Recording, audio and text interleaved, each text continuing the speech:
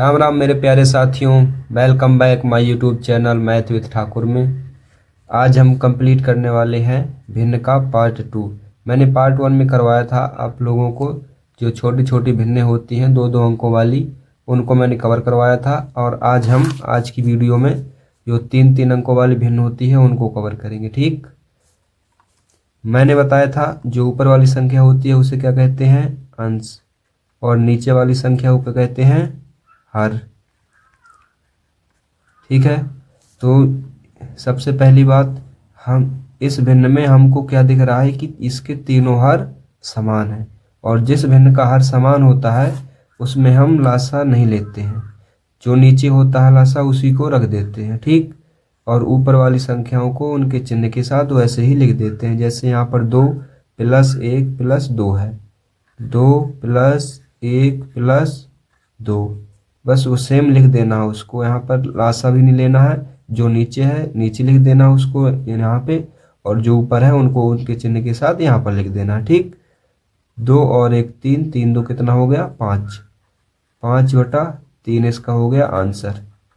ठीक, दूसरा सवाल है अपना 4/3 + 2/3 + 5/3। इसमें भी क्या है, देखो हर समान है, तो हर समान होता है तो नीचे क्या लिखेंगे हम, 3 3, यहाँ पर क्या है 3, और ऊपर वाली संख्याओं को उनके चिन्ह के साथ लिख देंगे। ठीक, 4 + 2 + 5 कितना हो गया, 4 2 6 और 5 11/3। ये हो गई समान हल वाली भिन्न। दूसरा घटाव, इसमें घटाव भी होता है ना, तो घटाव में भी अगर हर समान है तो हमें सबसे पहले लिख देना है नीचे हर।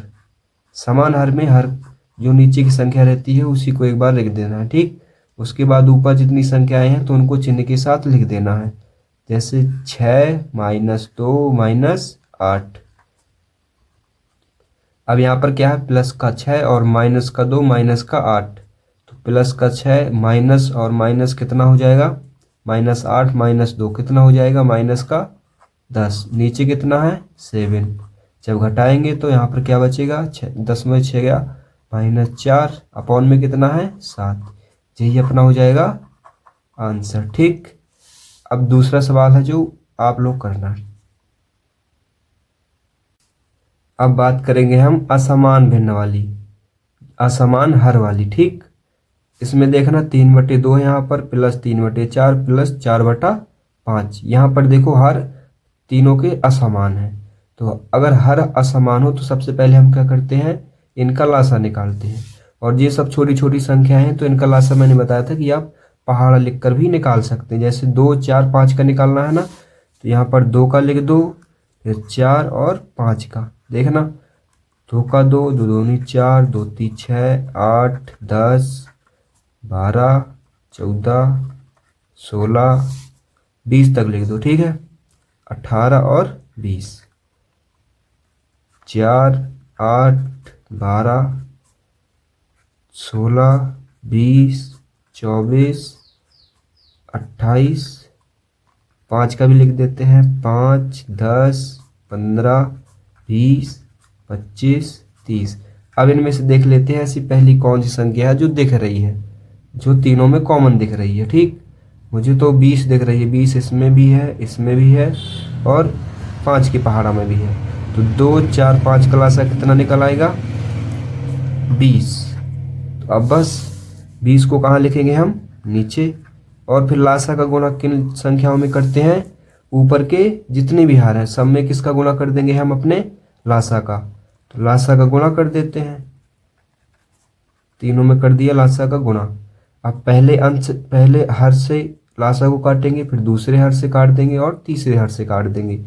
2 से काटेंगे, 2 10 बार में कितना कर जाएगा, फिर 10 का गुणा कर देंगे 3 में, कितना हो गया 30, प्लस फिर 4 से काटेंगे, 4 पंचे 20, फिर 5 का गुणा 3 में कर देंगे तो कितना आ जाएगा, 5 3 15, फिर 5 से काटेंगे, 5 चौको 20, फिर 4 चौको 16, हो गया। अब तीनों को जोड़ देंगे, 30 15 कितना हो गया 45, 45 16 कितना हो जाएगा 61, नीचे कितना है 20। यही हो गया अपना आंसर। ठीक, ये हो गई प्लस वाली असमान भिन्न की 3 अंकों वाली भिन्न।